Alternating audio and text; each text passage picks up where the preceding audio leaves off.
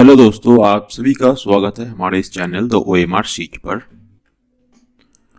आज के इस वीडियो में हम डिस्कस करेंगे जनरल साइंस के एमसीक्यू सीरीज का फिजिक्स पार्ट, सब्जेक्ट फिजिक्स में। चैप्टर नाम है मोशन और जिसका सब टॉपिक है मोशन इन वन डायमेंशन। मतलब एक लाइन में अगर कोई पार्टिकल जा रहा है तो उसको हम मोशन इन वन डायमेंशन के नाम से जानते हैं। और तो इसके पहले हम थ्योरी, एमसीक्यू कराने के पहले हम कुछ थ्योरी का डिस्कस करते हैं, उसके बाद एमसीक्यू में आते हैं। Upcoming RRB, NTPC, JE, assistant loco pilot और यूपीएससी सिविल सर्विसेज, इसके अलावा भी कुछ एसएससी, सीजीएल, डब्ल्यूबीसीएस का एग्जाम जो अभी अभी तो होने वाला है, जो अपकमिंग जो भी एग्जाम है उसमें साइंस टेक्नोलॉजी के फिजिक्स पोर्शन में काफ़ी महत्व है, तो इसलिए हम इस सीरीज को लेकर आए हैं।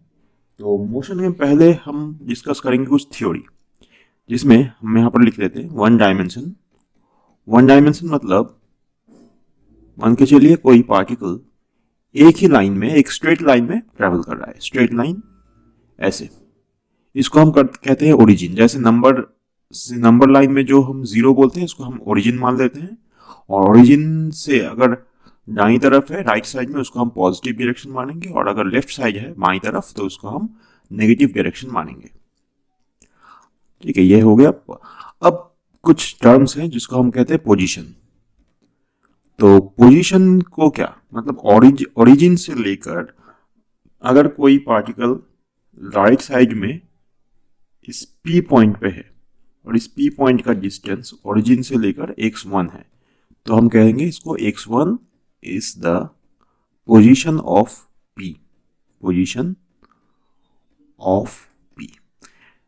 सिमिलरली अगर कोई पार्टिकल मान लीजिए ओरिजिन से लेकर लेफ्ट साइड में है और इस पॉइंट का नाम है Q, और ये पॉइंट अगर लेफ्ट साइड में y x2 डिस्टेंस में है, तो अगर कोई पूछे कि Q का position, the position of Q क्या है, is equal to -x2। Minus किस लिए? क्योंकि ये लेफ्ट साइड में है इसलिए।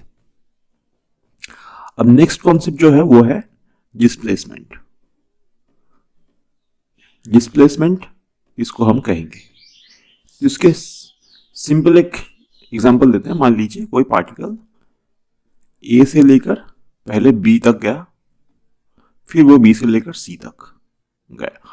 तो ए से लेकर सी तक अगर डिस्टेंस देखें तो A B plus B C होगा, लेकिन अगर डिस्प्लेसमेंट देखें मतलब स्ट्रेट लाइन का जो डिस्टेंस है, ये वाला स्ट्रेट लाइन का जो डिस्टेंस है, ये हो गया डिस्प्लेसमेंट। तो ए सी जो है वेक्टर, ये वेक्टर है, डिस्प्लेसमेंट ये वेक्टर क्वांटिटी माना जाता है। तो इसको, क्योंकि इसका डायरेक्शन है इनिशियल पॉइंट से लेकर फाइनल पॉइंट तक का जो एरो है, इस एरो का जो डायरेक्शन वही डिस्प्लेसमेंट का डायरेक्शन है, तो इसलिए हम कहेंगे AC इज द डिस्प्लेसमेंट। ठीक है, अब डिस्प्लेसमेंट को हम S से डिनोट कर सकते हैं, S, या फिर x2 माइनस x1 मतलब difference between final position and initial position. तो difference between final and initial position, इसको भी x2 माइनस x1 से भी अगर डिनोट करें तो वो भी डिस्प्लेसमेंट ही कहते हैं इसको। ठीक है, ये हो गया। अब यूनिट क्या है, डिस्प्लेसमेंट का यूनिट है, देखिए अगर सीजीएस में देखें तो सीजीएस में सेंटीमीटर होगा, और अगर एसआई में देखें तो एसआई में मीटर होता है। इसका डायमेंशन भी है, डायमेंशन डिस्प्लेसमेंट का जो है डायमेंशन है वो लेंथ, फंडामेंटल क्वांटिटी है लेंथ, तो इसका डायमेंशन हो गया लेंथ, एल कहते हैं इसको डायमेंशन। अब है डिस्टेंस। डिस्टेंस कौन सा, मान लीजिए कोई एक पार्टिकल सेमी सर्कल ड्रॉ कर रहा है, यह है सेमी सर्कल का सेंटर O, और यहां से लेकर एंटी क्लॉकवाइज A पॉइंट से लेकर B पॉइंट तक गया। तो अगर रेडियस हो गया R अगर रेडियस है, तो ये सेमी सर्कल का जो ये लेंथ है सेमी सर्कल का, वो क्या होगा, A से लेकर B तक, थ्रू दिस सेमी सर्कल ये लेंथ कितना होगा, A से लेकर B, इसको C मान लेते हैं, तो AC भी क्या होगा, AC भी होगा सर्कमफ्रेंस, मतलब सेमी सर्कल का जो सर्कमफ्रेंस है वो, यानी ये जो फुल सर्कल का जैसे सर्कमफ्रेंस होगा उसका हाफ। तो ये अगर फुल सर्कल है तो 2 पाई आर बाई 2, 2 कट जाए तो पाई आर, ये पाई आर हो गया डिस्टेंस, टोटल डिस्टेंस कवर्ड। तो जितना टोटल पाथ कोई पार्टिकल फॉलो करता है उसको हम डिस्टेंस बोलते हैं, या डिस्टेंस का कोई पार्टिकुलर डायरेक्शन नहीं होता, इसलिए ये हो गया स्केलर क्वांटिटी। अगर इसी डायग्राम में अगर डिस्प्लेसमेंट देखें तो डिस्प्लेसमेंट क्या होगा, डिस्प्लेसमेंट होगा देखिए ए से लेकर बी तक का जो शॉर्टेस्ट डिस्टेंस है ए बी, ए बी जो स्ट्रेट लाइन है, लाइन सेगमेंट, इसको हम बोलेंगे डिस्प्लेसमेंट, वही डिस्प्लेसमेंट। ठीक है, ये डिस्प्लेसमेंट हो गया। एक और एग्जांपल देते हैं डिस्प्लेसमेंट और डिस्टेंस का। मान लीजिए ये एक रेक्टेंगल है जिसका 4 वर्टिसेस क्या है, ए बी सी डी। अगर ए से लेकर कोई पार्टिकल स्टार्ट करे और डी से होकर सी में जाए तो डिस्टेंस कितना होगा, A D plus D C, distance होगा A D plus D C, ये हो गया डिस्टेंस। और ए से लेकर सी तक का जो शॉर्टेस्ट डिस्टेंस है, ये जो डायगोनल हो गया, ये वाला हो गया डिस्प्लेसमेंट।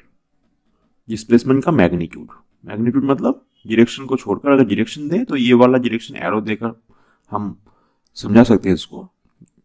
तो ये डिस्प्लेसमेंट हो गया। इसके बाद डिस्प्लेसमेंट जीरो हो सकता है क्या, कैन डिस्प्लेसमेंट भी जीरो, जरूर हो सकता है। तो डिस्प्लेसमेंट जीरो हो सकता है, yes, displacement can be zero. कब हो सकता है, कोई पार्टिकल अगर जिस पॉइंट से स्टार्ट कर रहा हो अगर घूम फिर कर वही पार्टिकल वहीं पर आ जाए तो डिस्प्लेसमेंट जीरो हो सकता है। ये देखिए, ये जो लेंथ हो गया, ये लेंथ, ये जो हम फॉलो कर रहे हैं लेंथ को, ये तो टोटल डिस्टेंस में आ गया। ये जो सर्कमफ्रेंस हो गया इस कर्व का, तो ये जो कर्व लाइन है इसका लेंथ जो हो गया वो डिस्टेंस हो गया, इसको हम डिस्टेंस बोलेंगे। लेकिन इसका डिस्प्लेसमेंट क्या है, देखिए यहां से शुरू करके यहां पर ही वापस आ रहा है, रिटर्न कर रहा है, तो इसके लिए डिस्प्लेसमेंट हो गया जीरो। डिस्प्लेसमेंट को हम जीरो बोलेंगे यहां पर, जीरो। ठीक है, तो डिस्टेंस जीरो नहीं होता कभी भी, लेकिन डिस्प्लेसमेंट जीरो हो सकता है। और अब इसको देखिए एक और एग्जांपल। मान लीजिए ये लाइन है, एक पार्टिकल ए से लेकर पहले बी तक गया, ये वाला बी है, उसके बाद रिटर्न यू टर्न लेकर वो उसी लाइन में पहले बी, पहले क्या हुआ ए से बी, उसके बाद बी से सी तक आया। तो डिस्टेंस कितना कवर हुआ, A B plus B C is equal to distance, ये डिस्टेंस ट्रेवल। लेकिन डिस्प्लेसमेंट कितना हुआ, डिस्प्लेसमेंट हो गया, देखिए इनिशियल पॉइंट ए है, फाइनल पॉइंट क्या है, सी है, तो इनिशियल पॉइंट ए और सी से लेकर जो डिस्टेंस है इसको हम बोलेंगे डिस्प्लेसमेंट। अब यहां पर जो एक गौर करने वाली बात है यह है कि डिस्प्लेसमेंट और डिस्टेंस, यहां पर देखिए डिस्टेंस ज्यादा है, डिस्प्लेसमेंट कम है। लेकिन कभी कभी डिस्प्लेसमेंट और डिस्टेंस एक समान यानी इक्वल हो सकता है। कब हो सकता है, यहाँ पर देखिए एक चीज देखने वाली बात है कि यहाँ पर डायरेक्शन चेंज हुआ है। यहाँ पर ए से लेकर बी तक जाकर फिर वो यू टर्न लेकर फिर से सी तक आया। यहाँ पर डायरेक्शन, सिंस ये डायरेक्शन चेंज हुआ है तो इसीलिए डिस्टेंस का और डिस्प्लेसमेंट का मैग्नीट्यूड सेम नहीं हो रहा। तो यहाँ पर हम एक लाइन लिख लेते हैं, if direction does not change, ये देखिए ये वाला लाइन, अगर डायरेक्शन चेंज नहीं हो रहा है, डज नॉट चेंज, तो फिर मैग्नीट्यूड ऑफ डिस्प्लेसमेंट, मैग्नीट्यूड क्यों, क्योंकि डिस्प्लेसमेंट तो है वेक्टर क्वांटिटी, तो वेक्टर में डायरेक्शन और मैग्नीट्यूड दोनों होता है। हम अगर सिर्फ मैग्नीट्यूड की बात करें तो magnitude of displacement is equal to distance. Direction अगर चेंज नहीं होता, मान लीजिए ये पार्टिकल ऐसे जा रहा है और उसी यहां से स्टॉप हुआ, उसके बाद फिर से यही इसी डायरेक्शन में जा रहा है, यहाँ पर स्टॉप हुआ, फिर से इसी डायरेक्शन में जा रहा है, तो ये देखिए डिस्प्लेसमेंट क्या हो गया, यहाँ पर ए बी सी डी। अगर हम ए से लेकर बी तक की बात करें तो डिस्टेंस क्या हो गया, ए बी, डिस्प्लेसमेंट क्या हो गया, वो भी ए बी। अगर ए से लेकर सी तक की बात करें तो डिस्टेंस क्या हो गया, A B plus B C equals A C, मतलब ए से लेकर सी तक की डिस्प्लेसमेंट है और ए से लेकर सी तक की डिस्टेंस है। अगर डी तक बात करें तो ए से लेकर डी तक डिस्टेंस, ए से लेकर सी तक डिस्प्लेसमेंट। अगर इस पॉइंट पे अगर ये डायरेक्शन चेंज कर दे फिर सी तक आ जाए तब डिस्टेंस और डिस्प्लेसमेंट अलग अलग, यानी डिस्प्लेसमेंट कम हो जाएगा। इसके लिए हम एक इनइक्वालिटी लिखते हैं। इनइक्वालिटी है क्या, कि डिस्प्लेसमेंट का जो मैग्नीट्यूड है, डिस्प्लेसमेंट का जो मैग्नीट्यूड वो कम हो सकता है या फिर इक्वल हो सकता है, कब, डिस्टेंस के, लेकिन कभी बड़ा नहीं हो सकता। डिस्प्लेसमेंट कभी भी डिस्टेंस से बड़ा नहीं हो सकता। Displacement can never be greater than the travelled distance. ठीक है, तो इसको हम ध्यान में रखेंगे। अब नेक्स्ट क्या है, वेलोसिटी। वेलोसिटी और स्पीड ये दोनों अलग टर्म है। देखिए वेलोसिटी में क्या हुआ, वेलोसिटी में जो होता है वो डिस्प्लेसमेंट को अगर हम टाइम से डिवाइड कर दें, डिस्प्लेसमेंट को अगर टाइम से डिवाइड कर दे तो वो वेलोसिटी हो गया। और स्पीड के लिए हम अगर डिस्टेंस को टाइम से डिवाइड कर दे, डिस्टेंस को टाइम से डिवाइड कर दे, सॉरी ये वेलोसिटी नहीं, ये टाइम होगा, यहां पर भी टाइम। तो डिस्टेंस को हम अगर टाइम से डिवाइड कर दे तो स्पीड हो जाता है। अब देखिए इसका यूनिट क्या है, सीजीएस में बोले तो सेंटीमीटर पर सेकेंड, यहां पर भी सेंटीमीटर पर सेकेंड। पर सेकेंड हम स्लैश देकर सेकेंड लिख सकते हैं या फिर सेकेंड टू द पावर -1 भी लिख सकते हैं।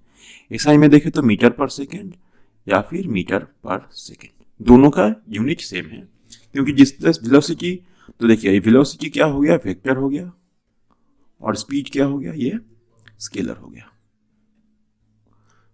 ठीक है ना। अब नेक्स्ट जो है वो है एक्सेलरेशन। एक्सेलरेशन क्या है, किसी चीज का स्पीड कितना जल्दी बढ़ रहा है उसके हिसाब से हम एक्सेलरेशन को डिफाइन करते हैं। तो एक्सेलरेशन का जो बेसिक मैथमेटिकल डेफिनेशन है वो है change in velocity by time, मतलब v2 फाइनल वेलोसिटी वेक्टर दीजिएगा इसमें, माइनस v1 इनिशियल वेलोसिटी, इसमें भी वेक्टर होगा, बाय टाइम। ठीक है ना। तो v2 minus v1 by t। अगर डायरेक्शन ना देखें, सिर्फ ये एक ही लाइन में हो रहा है, एक ही लाइन में टू एंड फ्रो, मतलब सामने पीछे, फॉरवर्ड बैकवर्ड, तो हम इनिशियल वेलोसिटी को u लिखते हैं, u इनिशियल वेलोसिटी, और v को हम लिखेंगे फाइनल वेलोसिटी। तो एक्सेलरेशन को a से डिनोट करते हैं, a equals to v minus u by T, a is equal to v minus u by T. अब अगर हम क्रॉस मल्टीप्लाई करें तो जो आएगा फॉर्मूला सो होगा वो u प्लस ए टी, ये एक फॉर्मूला आ सकता है। तो एक्सेलरेशन का यूनिट क्या है, देखिए v मतलब मीटर पर सेकेंड, अगर सीजीएस में ले, और नीचे एक और सेकेंड है टाइम के लिए, तो हो गया मीटर पर सेकेंड स्क्वायर। इसको हम ऐसे भी लिख सकते हैं, metre second to the power -2। अब एक टर्म होता है यूनिफॉर्म एक्सेलरेशन।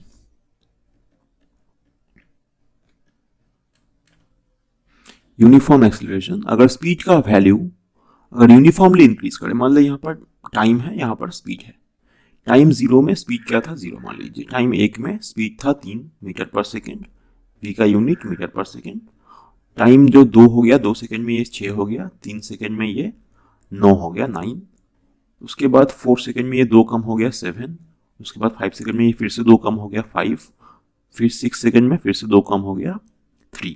तो ये देखिए 0 से 3 से लेकर 9 तक ये यूनिफॉर्म, क्योंकि देखिए यहाँ पर टाइम का गैप 1 सेकेंड का है और यहाँ पर स्पीड का गैप भी +3 सेकेंड का है, +3 ये सब। तो इसको हम बोलेंगे यूनिफॉर्म एक्सेलरेशन। इसके बाद क्या हुआ, 3 से लेकर 4 तक 1 सेकेंड, 4 से लेकर 5 तक भी 1 सेकेंड, 5 से लेकर 6 तक भी 1 सेकेंड। और यहाँ पर स्पीड क्या हुआ है, कम हो रहा है। स्पीड कैसे, 9 से लेकर 7, मतलब ये -2, 7 से लेकर ये भी -2 5 में, और ये भी -2। तो इसको हम कहते हैं रिटार्डेशन। रिटार्डेशन मतलब स्पीड कम हो रहा है, रिटार्डेशन। रिटार्डेशन का मतलब स्पीड कम होना। तो रिटार्डेशन में स्पीड कम होता है, और अगर एक्सेलरेशन हो तो स्पीड बढ़ता है। यहां पर एक चीज हम ध्यान में रखेंगे, if velocity and acceleration are in the same direction, अगर सेम डायरेक्शन में हो, दोनों का डायरेक्शन सेम हो, देन क्या होगा, वेलोसिटी इंक्रीज होगा, वेलोसिटी बढ़ जाएगा, इंक्रीज, ठीक है। और अगर उल्टा हो, ऑपोजिट डायरेक्शन, तो वेलोसिटी डिक्रीज होगा, ऑपोजिट डायरेक्शन तो वी विल डिक्रीज। ये हम याद में रखेंगे, तो हमें ज़्यादा सोचने की ज़रूरत नहीं है एग्जाम में, तो इसको हम थोड़ा याद में रख लेंगे। आप जो लिख रहे हैं इसको लिख लीजिएगा। तो यूनिफॉर्म एक्सेलरेशन, अच्छा यूनिफॉर्म एक्सेलरेशन का यूनिट तो हो गया। यूनिफॉर्म एक्सेलरेशन में जो एवरेज स्पीड होता है, मान लीजिए ये जो हमने लिखा ना, a is equal to V minus U by T, तो ये अगर यूनिफॉर्म हो गया पूरे जर्नी में, मतलब u से लेकर v स्पीड होने तक, u कम है, u लेस देन v, पहले स्टार्ट हुआ u कम, उसके बाद v, तो u से लेकर v स्पीड होने तक अगर पूरे जर्नी में या पूरे throughout the whole time अगर एक्सेलरेशन यूनिफॉर्म है, मतलब एक्सेलरेशन का वैल्यू अगर कांस्टेंट है, तो एवरेज स्पीड का जो फॉर्मूला है, average speed equals to distance by time. Total distance कितना गया, total distance by total time taken, total distance travelled by total time taken, ये तो फॉर्मूला हो गया। अब इसका जो फॉर्मूला यहां पर निकल के आएगा u और v के टर्म्स में, अगर यूनिफॉर्म हो गया, तो यूनिफॉर्म एक्सेलरेशन की हम बात कर रहे हैं, तो सिर्फ और सिर्फ यूनिफॉर्म एक्सेलरेशन में ही एवरेज स्पीड को हम लिख सकते हैं u प्लस वी बाई 2, ये एक और फॉर्मूला है। और जो टोटल डिस्टेंस ट्रेवल कर रहा है s मतलब डिस्प्लेसमेंट, सॉरी डिस्टेंस नहीं, डिस्प्लेसमेंट, ठीक है, डिस्प्लेसमेंट इन टाइम t, इसका फॉर्मूला क्या है, इसका फॉर्मूला अगर प्रूफ करें तो you T plus half A T square, ये टाइम हो गया, यह है इनिशियल स्पीड, इनिशियल मतलब जब जर्नी शुरू हो रहा है t इक्वल टू 0 टाइम में, इनिशियल स्पीड बोलो, वेलोसिटी बोलो, कोई भी बोलो, मतलब t equals to time 0 time में जो स्पीड है, इसको हम u नाम दे रहे हैं, एट टाइम इक्वल्स टू 0, ये हो गया डिस्प्लेसमेंट, टोटल कितना डिस्प्लेसमेंट हो रहा है। और एक और फॉर्मूला है, वो है v square is equal to U square plus 2 into acceleration into displacement. मतलब मान लीजिए कोई जर्नी स्टार्ट हुआ, ये t इक्वल्स 0 टाइम में स्पीड क्या है u, और t equals to t time में v स्पीड क्या है v, ये कोई टाइम फाइनल टाइम t में v स्पीड है।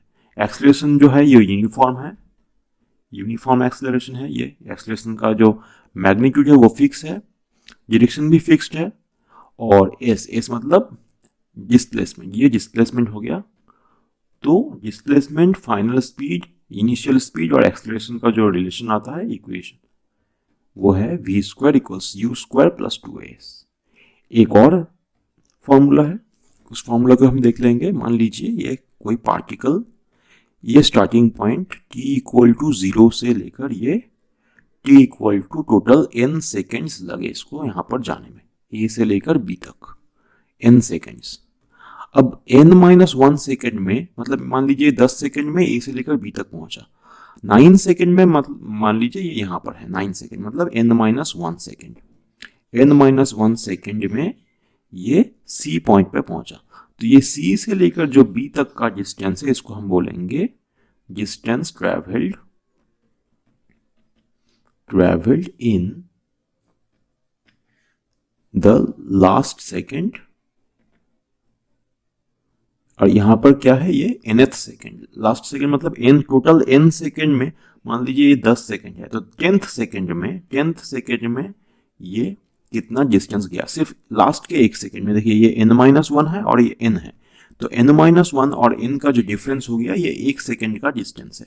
तो लास्ट 1 सेकेंड का ये डिस्टेंस हो गया, तो ये 1 सेकेंड के डिस्टेंस टाइम गैप में ये कितना डिस्टेंस ट्रेवल कर रहा है c से लेकर b तक, तो इसको हम बोलेंगे distance travelled in the last second, मतलब nth सेकेंड। इसका जो फॉर्मूला होगा ये होगा u plus half a into 2n minus 1, ये एक फॉर्मूला। तो फॉर्मूला को अगर हम सम अप कर लें तो क्या हो गया, ये हो गया v equal to distance by time, ये एवरेज हो सकता है, यूनिफॉर्म एक्सेलरेशन में एवरेज का वैल्यू क्या है, v plus U by two initial plus final plus initial divided by two, v is equal to u plus A T is equals U T plus half A T square और v square equals to U square plus two S, U square plus two A S. तो ये कुछ formula, एक formula ये 2 3 4 5 और एक है S N, मतलब इसको हम बोलेंगे एस एन मतलब लास्ट के n सेकेंड में कितना डिस्टेंस, लास्ट के 1 सेकेंड में 1 सेकेंड में द लास्ट 1 सेकेंड, तो कितना डिस्टेंस, ये हो गया u प्लस हाफ ए टाइम्स 2n माइनस 1। बस ये जो 6 फॉर्मूला है और ये इसका जो थ्योरी हमने पहले डिस्कस किया है, ग्राफ अभी हमने नहीं किया, ग्राफ इसके बाद वाले वीडियो में, पहले ग्राफ उसके बाद हम क्वेश्चन। तो ये कुछ थ्योरी पोर्शन यहाँ पर है। तो इस थ्योरी पोर्शन को देखने के बाद हम अगर न्यूमेरिकल में आए या फिर क्वेश्चंस में, तो हम देखेंगे क्या है।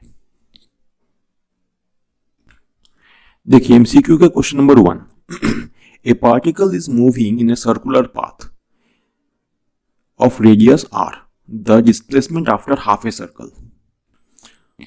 तो क्या दिया है इसमें, एक पार्टिकल जो क्या सर्कुलर पाथ में घूम रहा है, मूव कर रहा है सर्कुलर पाथ में। ये सर्कुलर पाथ लीजिए, इसको हम सर्कुलर पाथ बोलते हैं। इसका रेडियस क्या है, रेडियस मतलब सेंटर से लेकर सर्कमफ्रेंस का डिस्टेंस रेडियस r है।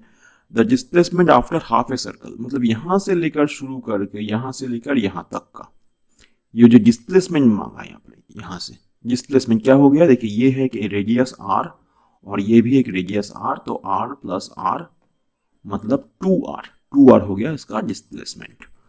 ये जो हो गया डिस्प्लेसमेंट दिया है इसलिए 2r। अगर डिस्टेंस चाहिए तो क्या होगा, ये वाला जो पाथ है हाफ सर्कल सेमी सर्कल, इसको हम बोलेंगे डिस्टेंस, मतलब ये हो गया डिस्टेंस पाई r। ये हमने थोड़ी देर पहले डिस्कस किया है थ्योरी में, तो इसका आंसर हो गया B. Question number 2, the numerical ratio of displacement to distance. देखिए डिस्प्लेसमेंट और डिस्टेंस का जो रेशियो, न्यूमेरिकल रेशियो मतलब नंबर के टर्म्स में क्या आएगा। ये देखिए डिस्प्लेसमेंट तो जनरली छोटा होता है या फिर इक्वल होता है, तो इसको हम बोलेंगे लेस देन 1। तो लेस देन 1 और इक्वल टू, मतलब इक्वल टू और लेस देन 1, पहले डिस्प्लेसमेंट उसके बाद डिस्टेंस। तो ऊपर डिस्प्लेसमेंट न्यूमरेटर में, डिनोमिनेटर में डिस्टेंस हो गया, ऊपर डिस्प्लेसमेंट, तो ये डी हो गया, option D answer. Question number 3, a boy is sitting on a merry go round which is moving with a constant speed of 10 metre per second. तो मान लीजिए कोई एक लड़का ये इस मेरी गो राउंड में बैठा है, ये ऐसे घूम रहा है कांस्टेंट स्पीड में, ऐसे, ठीक है, कांस्टेंट स्पीड में, कितना स्पीड, 10 मीटर पर सेकेंड, इस स्पीड में ये घूम रहा है। इसका मतलब दिस मीन्स दैट क्या, द बॉय इज रेस्ट में है, रेस्ट में तो नहीं है लेकिन क्योंकि ये घूम रहा है, moving with no acceleration, accelerated motion है, और मूविंग विथ यूनिफॉर्म वेलोसिटी। अब देखिए ये स्पीड जो है, स्पीड ये 10 मीटर क्या है, ये 10 मीटर पर सेकेंड स्पीड है। क्या हम इसको वेलोसिटी बोल सकते हैं, हाँ वेलोसिटी बोल तो सकते हैं, इस तरफ वेलोसिटी है, जब ये घूम के इस तरफ आएगा तो इसका जो टेंजेंशियल मतलब ये लाइन इस तरफ वेलोसिटी होगा, उसके बाद फिर घूम के अगर इस तरफ आए तो इसका वेलोसिटी इस तरफ होगा। ये देखिए वेलोसिटी क्या है, ये वेलोसिटी जो है, ये वेलोसिटी क्या है, ये वेक्टर है। तो वेक्टर में डायरेक्शन भी होता है, मैग्नीट्यूड भी होता है। वेलोसिटी का मैग्नीट्यूड क्या दिया हुआ है, मैग्नीट्यूड दिया हुआ है 10 मीटर पर सेकेंड, लेकिन डायरेक्शन क्या फिक्स है। डायरेक्शन देखिए, डायरेक्शन एरो में कितना सारा डायरेक्शन दिखा रहा है, यहाँ पर डायरेक्शन एक डायरेक्शन, कहीं और दूसरा डायरेक्शन, कहीं और दूसरा तीसरा डायरेक्शन। तो ये डायरेक्शन कॉन्स्टेंटली चेंज हो रहा है, ये कंटिन्यूअसली ये डायरेक्शन चेंज हो रहा है। तो इसका मतलब ये यूनिफॉर्म तो नहीं है, क्योंकि यूनिफॉर्म का मतलब होगा कोई अगर क्वांटिटी यूनिफॉर्म है तो इसका मतलब उस क्वांटिटी का जो भी कैरेक्टरिस्टिक्स है वो कांस्टेंट है। लेकिन यहाँ पर जो कैरेक्टरिस्टिक्स है वेलोसिटी का 2 कैरेक्टरिस्टिक होता है, एक होता है डायरेक्शन और एक होता है मैग्नीट्यूड मतलब मान। तो ये मान तो फिक्स है, 10 मीटर पर सेकेंड में फिक्स हो गया, लेकिन ये डायरेक्शन कंटिन्यूअसली चेंज हो रहा है, इसका मतलब ये यूनिफॉर्म नहीं हो सकता। तो अगर वेलोसिटी चेंज हो रहा है तो क्या बोलेंगे, उसको हम एक्सेलरेशन बोलेंगे। तो अगर वेलोसिटी चेंज हो रहा है तो इसका एक एक्सेलरेशन है। एक्सेलरेशन किस तरफ, अगर ये मेरी गो राउंड का सेंटर हो गया O, तो पार्टिकल जहां पर भी है, पार्टिकल पहले यहां पर था तो यहां से लेकर सेंटर की तरफ एक्सेलरेशन, पार्टिकल अगर यहां पर आ जाए तो यहां से लेकर सेंटर की तरफ एक्सेलरेशन, अगर यहां पर आ जाए तो भी सेंटर की तरफ, यहां पर आ जाए तो भी सेंटर की तरफ, यहां पर आ जाए तो भी सेंटर की तरफ। मतलब ये जो मोशन है ये एक्सेलरेटेड मोशन है और ये मोशन एक्सेलरेटेड, तो नो एक्सेलरेशन भी नहीं है तो इसका मतलब ये एक्सेलरेशन मोशन ही हो गया। सी ऑप्शन हो गया इसका answer.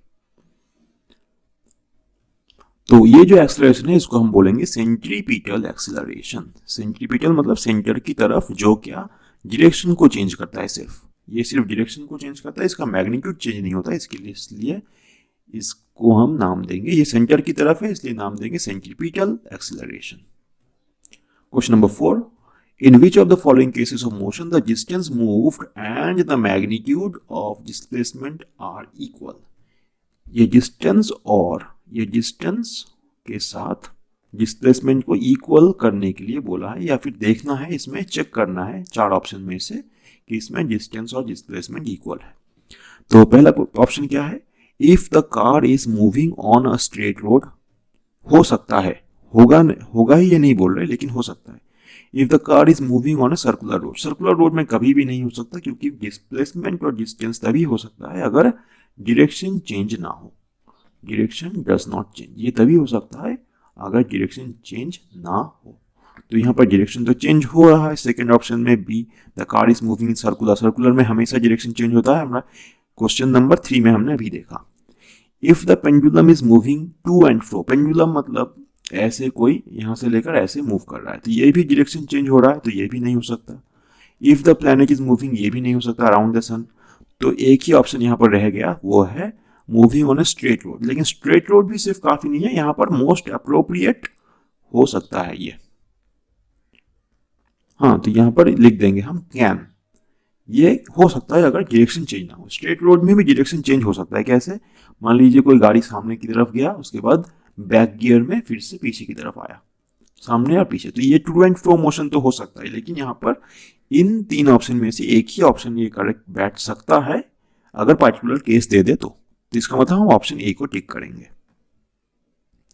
Question number 5, question number 5 क्या है, when a car runs on a circular track, एक कार सर्कुलर ट्रैक में रन हो रहा है, ये वाला ट्रैक मान लीजिए इसको, तो ये ट्रैक में ही रन हो रहा है, वो द यूनिफॉर्म स्पीड मतलब स्पीड चेंज नहीं हो रहा, स्पीड ये मान लीजिए v स्पीड है, it's velocity said to be changing, इसका वेलोसिटी चेंज हो रहा है, क्यों हो रहा है इसका वेलोसिटी, स्पीड और वेलोसिटी में डिफरेंस क्या है कि स्पीड चेंज नहीं हो रहा लेकिन वेलोसिटी चेंज हो रहा है, ये कैसे हो सकता है। देखिए स्पीड है एक स्केलर क्वांटिटी, स्केलर मतलब इसका कोई डायरेक्शन नहीं है, तो ये मान लीजिए 10 मीटर पर सेकेंड जो पहले एग्जाम्पल में था क्वेश्चन में, तो 10 मीटर पर सेकेंड हर जगह हर पॉइंट में 10 मीटर पर सेकेंड हो सकता है, इसका ना होने का कोई कारण नहीं है, तो इसलिए ये 10 मीटर पर सेकेंड हो सकता है। लेकिन वेलोसिटी में एक डायरेक्शन भी इन्वॉल्व होता है क्योंकि ये वेक्टर क्वांटिटी है, तो वेक्टर क्वांटिटी में जो डायरेक्शन इन्वॉल्व होता है इसका डायरेक्शन भी हमें देखना पड़ेगा। ये देखिए ये जो वेलोसिटी है वो सर्कल के सरकमफ्रेंस में हर पॉइंट में टेंजेंट होता है, तो टेंजेंट मतलब इस तरफ या फिर इस तरफ, हाँ जहां भी जाए वो टेंजेंशियली चेंज होता है, तो वेलोसिटी चेंज हो रहा है, इसका मतलब ये एक एक्सेलरेशन में है। तो देखिए direction of the car varies continuously, ये बी ऑप्शन इसका करेक्ट हो गया। क्वेश्चन नंबर 6 में चले आते हैं, which of the following can sometimes be zero for a moving body, ये जीरो कब हो सकता है मूविंग बॉडी में, ये दो ऑप्शन है ए और बी में से। देखिए एवरेज वेलोसिटी जीरो हो सकता है या डिस्टेंस जीरो हो सकता है या फिर दोनों हो सकते हैं या फिर कोई भी नहीं हो सकता। एवरेज वेलोसिटी का मतलब है वेलोसिटी का के लिए हम डिस्प्लेसमेंट बाय टाइम इस रेशियो को देखते हैं। टाइम जीरो नहीं हो सकता है अगर कुछ टाइम इंटरवल है, अगर कोई ऑब्जेक्ट मूव कर रहा है तो उसके लिए टाइम इंटरवल कभी जीरो नहीं हो सकता, लेकिन डिस्प्लेसमेंट जीरो हो सकता है अगर इस पॉइंट से आकर कहीं से भी घूमकर अगर इसी पॉइंट में आ जाए तो डिस्प्लेसमेंट जीरो हो गया, तो वेलोसिटी भी जीरो हो सकता है। लेकिन डिस्टेंस ट्रैवल अगर टाइम जीरो नहीं है और अगर पार्टिकल मूव कर रहा है, यहाँ पर लिखा है मूविंग बॉडी, अगर पार्टिकल रेस्ट में होता, कहीं अगर जगह खड़ा होता, भाई एक जगह होता, तो हम उसको डिस्टेंस को जीरो बोलते। लेकिन क्वेश्चन में स्ट्रिक्टली दिया हुआ है मूविंग बॉडी, तो मूविंग बॉडी मतलब वो पार्टिकल मूव कर रहा है दिया हुआ है, इसके लिए डिस्टेंस ट्रैवल कभी जीरो नहीं हो सकता है, इसलिए सिर्फ ऑप्शन ए इसमें करेक्ट बैठेगा। क्वेश्चन नंबर 7 क्या है, विच of the following could not be unit of speed. यहाँ पर ये कौन सा स्पीड का यूनिट नहीं हो सकता। देखिए किलोमीटर पर आवर में तो हम यूनिट स्पीड का यूनिट होता ही है, हम मेजर करते हैं। मीटर पर सेकेंड भी हो सकता है, ये भी हो सकता है। मिलीमीटर पर सेकेंड ये भी हो सकता है, एक सेकेंड में इतना मिलीमीटर। लेकिन ये है देखिए सेकेंड पर मीटर कोई स्पीड नहीं है, तो यही हो गया करेक्ट ऑप्शन बी। तो ये इनकरेक्ट, ये इनकरेक्ट, ये इनकरेक्ट। ठीक है, तो ऑप्शन करेक्ट कौन सा, इसके लिए देखिए नॉट दिया है, इसलिए स्पीड का यूनिट ये नहीं हो सकता है। Question number 8, one of the following is not a vector quantity. इन चारों में से कौन सा वेक्टर नहीं है, तो स्पीड वेक्टर नहीं है। 9, विच of the following could not be a unit of acceleration. Acceleration का यूनिट कौन सा नहीं है। देखिए एक्सेलरेशन मतलब ऊपर होगा डिस्टेंस का यूनिट और नीचे होगा टाइम का स्क्वायर। अब देखिए ऊपर डिस्टेंस किलोमीटर पर सेकेंड स्क्वायर ये हो सकता है यूनिट, यहाँ पर नॉट दिया है तो नॉट के लिए ये आंसर तो नहीं होगा, क्योंकि ये स्पीड का एक्सेलरेशन का यूनिट हो सकता है। सेंटीमीटर पर सेकेंड स्क्वायर ये भी एक्सेलरेशन का यूनिट हो सकता है, इसलिए ये भी आंसर नहीं है। मीटर पर सेकेंड स्क्वायर ये भी हो सकता है, इसलिए ये भी आंसर नहीं है। तो आंसर हो गया ये वाला, ऑप्शन सी आंसर हो गया इसका। इसके बाद question number 10, when a particle is thrown vertically upward it reaches the highest point। अगर एक पार्टिकल को यहाँ ग्राउंड से लेकर वर्टिकली मतलब ग्राउंड से परपेंडिकुलर ऊपर थ्रो कर दें यू स्पीड से, तो ये कहीं ऊपर जाकर एक जगह थोड़ी देर के लिए ये रेस्ट में आता है। थोड़ी देर मतलब बहुत ही कम समय के लिए इसका स्पीड 0 हो जाता है।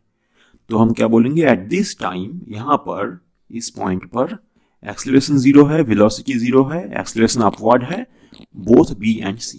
तो पहले हम ए ऑप्शन को देखते हैं। देखिए v0 मतलब वेलोसिटी तो 0 हो गया ये वाला बी। अब एक्सेलरेशन 0 होता है क्या, देखिए ये इसका जो स्पीड कम हो रहा है, क्यों हो रहा है, ये तो हमने इसको जोर से ऊपर फेंक दिया, तो थ्रो करने के बाद u स्पीड से मान लीजिए u है 10 मीटर पर सेकेंड, तो 10 मीटर पर सेकेंड स्पीड से अगर थ्रो कर देते हैं और ये ऊपर जाकर कहीं रेस्ट में आता है, फिर नीचे आने की कोशिश करता है, नीचे आने लगता है, तो इसका मतलब कहीं पर स्पीड तो 0 जरूर हुआ है। तो अगर स्पीड 0 हुआ है मतलब इसका स्पीड चेंज हो रहा है, इसके लिए इसका एक एक्सेलरेशन है। तो स्पीड कम हो रहा है ऊपर की तरफ अगर स्पीड कम हो रहा है तो एक्सेलरेशन नीचे की तरफ है, क्योंकि अगर स्पीड कम होता है तो स्पीड अगर कम होता है, स्पीड अगर डिक्रीजेस, तो इसका मतलब वेलोसिटी का डायरेक्शन और एक्सेलरेशन का डायरेक्शन नेगेटिव है, उल्टा है। तो स्पीड ऊपर की तरफ मतलब वेलोसिटी ऊपर की तरफ और एक्सेलरेशन नीचे की तरफ। तो एक्सेलरेशन तो है, क्योंकि यहां से देखिए यहाँ पर स्पीड अगर 0 हो गया तो यही, अगर एक्सेलरेशन नहीं होता, अगर एक्सेलरेशन यहाँ पर नहीं होता, स्पीड तो कम नहीं होता। अगर मान लीजिए स्पीड कम होकर 0 भी हो जाए तो यह फिर नीचे नहीं आता कभी, क्योंकि एक्सेलरेशन अगर नहीं होता नीचे नहीं आता, इसके लिए एक्सेलरेशन इसका 0 तो नहीं है। एक्सेलरेशन अपवर्ड है क्या, एक्सेलरेशन देखिए डाउनवर्ड है, क्योंकि ऊपर जाने के टाइम इसका स्पीड कम हो रहा है। तो स्पीड अगर कम होता है तो direction of acceleration and direction of velocity are opposite. ऊपर जाने के टाइम वेलोसिटी अपवर्ड है और एक्सेलरेशन डाउनवर्ड है, तो इसका ये भी ऑप्शन नहीं हो सकता, इसलिए सिर्फ और सिर्फ option B is the correct answer. Question number 11 क्या है, if an object moves in a circular path with uniform dash its motion is called uniform circular motion. Uniform circular motion में क्या यूनिफॉर्म रहता है। देखिए यूनिफॉर्म सर्कुलर मोशन में सिर्फ और सिर्फ स्पीड यूनिफॉर्म रह सकता है, वेलोसिटी नहीं, क्योंकि सर्कुलर मोशन का मतलब ही है कि डायरेक्शन हमेशा चेंज हो रहा है, all the time its direction is changing, या फिर बोल सकते हैं through out it's motion the direction is changing. तो देखिए कितना सारा एरो, यहाँ पर हम infinite number of arrows draw कर सकते हैं विथ डिफरेंट डायरेक्शंस, इसलिए इसका जो ऑप्शन होगा ये सिर्फ होगा स्पीड, यानी ऑप्शन सी। क्वेश्चन नंबर 12 क्या है, A man is in a train moving with constant velocity drops a ball on the platform। एक ट्रेन जो है, ये ट्रेन सामने की तरफ मूव कर रहा है, ये मान लीजिए सामने की तरफ मूव कर रहा है, किस स्पीड से? कांस्टेंट वेलोसिटी, मतलब एक ही डायरेक्शन में इसका डायरेक्शन भी चेंज नहीं हो रहा, इसका मैग्नीट्यूड भी स्पीड का चेंज नहीं हो रहा है। तो यहाँ पर एक खिड़की से, ये विंडो से अगर किसी पैसेंजर ने एक बॉल को ड्रॉप कर दिया नीचे की तरफ, जस्ट ड्रॉप, ड्रॉप मतलब क्या? थ्रो नहीं, एक होता है थ्रो और एक होता है ड्रॉप। ड्रॉप मतलब हाथ से जस्ट बॉल को उसने छोड़ दिया, तो बॉल नीचे की तरफ आएगा, तो बॉल नीचे की तरफ आएगा, ऐसे आएगा। लेकिन यहाँ पर एक ट्विस्ट है। ये ट्विस्ट क्या है? The path of the ball as seen by an observer standing on the platform. मान लीजिए ये ट्रेन जब कोई प्लेटफॉर्म से गुजर रहा था तो किसी पैसेंजर ने विंडो से एक बॉल को ड्रॉप कर दिया। अब देखिए पैसेंजर बॉल को होल्ड किए हुए है। बॉल को अगर होल्ड किया हुआ है इस पैसेंजर ने, तो पैसेंजर के साथ साथ, मतलब ट्रेन के साथ साथ पैसेंजर का भी फॉरवर्ड वेलोसिटी v है।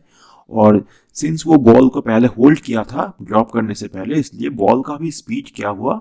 सामने की तरफ v हो गया, जो कांस्टेंट है, क्योंकि ये कांस्टेंट वेलोसिटी बोला हुआ है।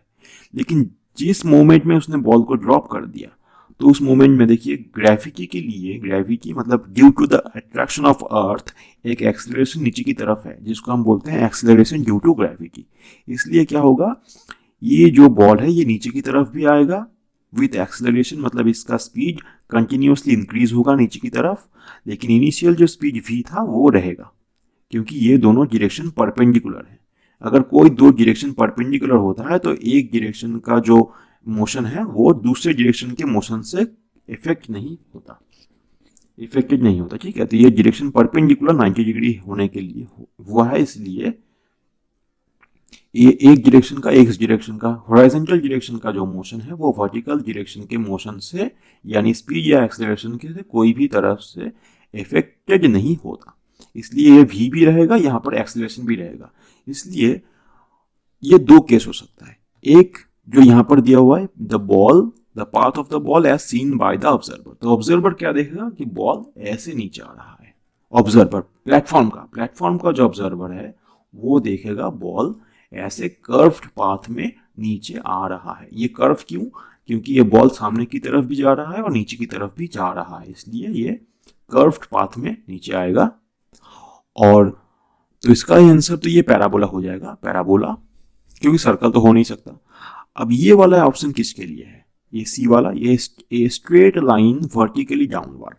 तो ये है किसके लिए? जो जिसने बॉल को ड्रॉप किया है, जो ट्रेन के अंदर पैसेंजर बैठा हुआ है जिसने बॉल को ड्रॉप किया, वो देखेगा कि ये देखिए, मान लीजिए पैसेंजर का कहीं पोजीशन ये वाला था, पहले ड्रॉप करने के टाइम पैसेंजर का पोजीशन ये था, उसके बाद ये वाला हो गया, उसके बाद ये वाला, उसके बाद ये वाला, उसके बाद ये वाला। अब बॉल कैसे ड्रॉप हो रहा है? बॉल ड्रॉप हो रहा है ऐसे। तो मतलब बॉल, पैसेंजर जब यहाँ पर था बॉल यहाँ पर था, पैसेंजर जब यहाँ पर तो बॉल यहाँ पर, पैसेंजर यहाँ पर तो बॉल यहाँ पर, पैसेंजर यहाँ पर तो बॉल यहाँ पर, पैसेंजर यहाँ पर तो बॉल यहाँ पर। मतलब हमेशा पैसेंजर के नीचे नीचे बॉल है। इसके लिए ये वर्टिकली डाउनवर्ड देखेगा पैसेंजर। और इस क्वेश्चन का जो आंसर होगा as seen by the observer standing on the platform, ये होगा पैराबोला आंसर। क्वेश्चन नंबर 13 का आंसर क्या? क्वेश्चन नंबर 13 देखते हैं, which of the following quantity remains constant during uniform motion. Uniform motion में कौन सा कांस्टेंट होता है? तो यूनिफॉर्म मोशन में सिर्फ और सिर्फ वेलोसिटी कांस्टेंट होता है, वेलोसिटी। अब वेलोसिटी में मैग्नीट्यूड भी है, मतलब इसका कोई वैल्यू भी है, और डायरेक्शन भी है, दोनों है। तो दोनों कांस्टेंट यहाँ पर होंगे। देखिए ये फोर्स हो सकता है? नहीं, फोर्स नहीं हो सकता, क्योंकि फोर्स अगर अप्लाई होता तो वेलोसिटी कांस्टेंट नहीं होता, क्योंकि फोर्स लगने से वेलोसिटी का चेंज होता है। या आइदर मैग्नीट्यूड चेंज हो सकता है, या फिर डायरेक्शन चेंज हो सकता है, या फिर दोनों चेंज हो सकते हैं फोर्स लगने से। तो जिस कारण से वो चेंज होता है उसको हम बोलते हैं एक्सेलरेशन। तो फोर्स भी कांस्टेंट नहीं है, क्योंकि फोर्स अगर है तो वेलोसिटी कांस्टेंट नहीं है, यूनिफॉर्म नहीं होगा, तो फोर्स तो जीरो हो गया और एक्सेलरेशन भी जीरो हो गया इसका। अगर हाँ, जीरो को हम अगर कांस्टेंट मान के चलते हैं तो फिर ए बी सी तीनों आंसर करेक्ट हैं, लेकिन यहाँ पर एक ही ऑप्शन हमें चूज करना पड़ेगा, वो है वेलोसिटी। ठीक है। 14 क्वेश्चन क्या है? 14 नंबर, if the distance time graph is a straight line parallel to time axis. मतलब एक ग्राफ हम ड्रॉ करते हैं, यहाँ पर एक ही ग्राफ का क्वेश्चन जिक्र है यहाँ पर, तो इसको हम यहाँ पर दिखा देते हैं। बाकी ग्राफ का जो थ्योरी का जो पार्ट है वो नेक्स्ट क्लास के पहले ही हम डिस्कस करके उसके बाद एमसीक्यू स्टार्ट करेंगे। तो इसका अभी फिलहाल देख लीजिए, if the distance time graph is a straight line parallel to time axis. ये इसका टाइम हो गया यहाँ पर, और यहाँ पर क्या हो गया, डिस्टेंस, डी मान के चलते हैं। अगर ये ग्राफ पैरेलल है टाइम एक्सिस के, यहाँ पर मतलब क्या है, टाइम अगर 0 तो भी डिस्टेंस क्या है, मान लीजिए ये 10 मीटर, मान लीजिए 10 मीटर। तो टाइम अगर 1 सेकेंड तो भी 10 मीटर डिस्टेंस, टाइम अगर 2 सेकेंड तो भी 10 मीटर डिस्टेंस, टाइम अगर 3 सेकेंड तो भी 10 मीटर डिस्टेंस। मतलब ये हमेशा कोई पार्टिकल ओरिजिन से लेकर 10 मीटर डिस्टेंस में फिक्स है, 10 मीटर डिस्टेंस में ये फिक्स है। कभी भी इसका कोई पोजीशन चेंज नहीं हो रहा है, या डिस्टेंस इंक्रीज या डिक्रीज नहीं हो रहा। डिस्टेंस तो डिक्रीज फिलहाल होता भी नहीं है मान, लेकिन इनफैक्ट इंक्रीज होता है या फिर एक ही रहता है। तो यहाँ पर एक ही मतलब फिक्स है, ये डिस्टेंस चेंज नहीं हो रहा है, इसलिए हम बोलेंगे कि ये पार्टिकल मूव नहीं कर रहा। अगर मूव नहीं कर रहा है तो वेलोसिटी 0 है। क्वेश्चन नंबर 15 क्या हो गया, 15 देखिए, the area under A velocity time graph. मान लीजिए यहाँ पर v है, v, और यहाँ पर टाइम है। तो टाइम ये मान लीजिए ग्राफ है, तो इसका जो एरिया तो क्या होगा, v इंटू टी। ग्राफ मतलब ग्राफ का जो ये मान लीजिए रेक्टेंगल है, रेक्टेंगल का एरिया क्या है, लेंथ इंटू ब्रेथ। लेंथ मतलब इसका लेंथ टाइम, और ब्रेथ क्या है, v। तो v इंटू टाइम मतलब वेलोसिटी से टाइम को अगर मल्टीप्लाई करेंगे तो क्या आएगा, डिस्प्लेसमेंट आएगा, क्योंकि हमें मालूम है velocity is equal to displacement divided by time. तो डिस्प्लेसमेंट को अगर टाइम से डिवाइड करके वेलोसिटी आता है तो हम क्रॉस मल्टीप्लाई करके वेलोसिटी और टाइम को मल्टीप्लाई करके डिस्प्लेसमेंट ला सकते हैं। तो ये डिस्प्लेसमेंट हो गया इसका करेक्ट आंसर। अब देखिए स्लोप, स्लोप में क्या करना है हमें, स्लोप अगर दिया हुआ है 16 में, the slope of the distance time graph. अगर स्लोप दिया हुआ है तो हम क्या करेंगे, जो पहले जो है